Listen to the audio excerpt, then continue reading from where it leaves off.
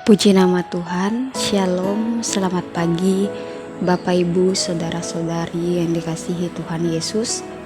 Renungan pagi hari ini Selasa 26 Mei 2026 berjudul Tidak Malu Terhadap Injil. Di dalam Roma pasal 1 ayat 16-17 demikianlah firman Tuhan. Sebab aku mempunyai keyakinan yang kokoh dalam Injil, karena Injil adalah kekuatan Allah yang menyelamatkan setiap orang yang percaya. Pertama-tama orang Yahudi, tetapi juga orang Yunani. Sebab di dalamnya nyata kebenaran Allah yang bertolak dari iman dan memimpin kepada iman, seperti ada tertulis, orang benar akan hidup oleh iman. Bapak Ibu, Saudara-saudari yang dikasihi oleh Tuhan Yesus, dalam surat Paulus kepada jemaat di Roma, Paulus menyampaikan sebuah pengakuan iman yang sangat kuat. Aku tidak malu terhadap Injil.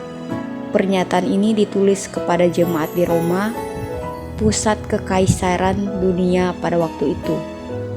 Tempat manusia membanggakan kekuatan, hikmat, dan kemuliaan duniawi. Bagi masyarakat Romawi, berita tentang Yesus yang disalibkan dianggap lemah dan memalukan. Namun Paulus justru melihat Injil sebagai kuasa Allah yang sanggup menyelamatkan manusia. Karena itu ia tidak takut ataupun malu memberitakan Kristus, sekalipun harus menghadapi penolakan dan penderitaan. Paulus menegaskan bahwa Injil bukan sekadar ajaran agama atau kata-kata penghibur, melainkan kekuatan Allah yang membawa keselamatan bagi setiap orang yang percaya. Keselamatan itu tidak diperoleh melalui usaha manusia, melainkan melalui iman kepada Yesus Kristus. Ketika Paulus berkata, orang benar akan hidup oleh iman, ia ingin menunjukkan bahwa kehidupan orang percaya harus sepenuhnya bergantung kepada Tuhan. Iman bukan hanya tentang percaya saat keadaan baik, tetapi tetap berharap dan taat meskipun situasi hidup sulit. Melalui Injil, Allah menyatakan kasih karunia-Nya dan memanggil manusia untuk hidup dalam hubungan yang benar dengannya. Bapak Ibu, Saudara-saudari yang dikasihi Tuhan Yesus, firman Tuhan hari ini mengajak kita untuk tetap berpegang pada Injil dan tidak malu menjadi pengikut Kristus di tengah dunia yang seringkali menolak nilai-nilai kebenaran.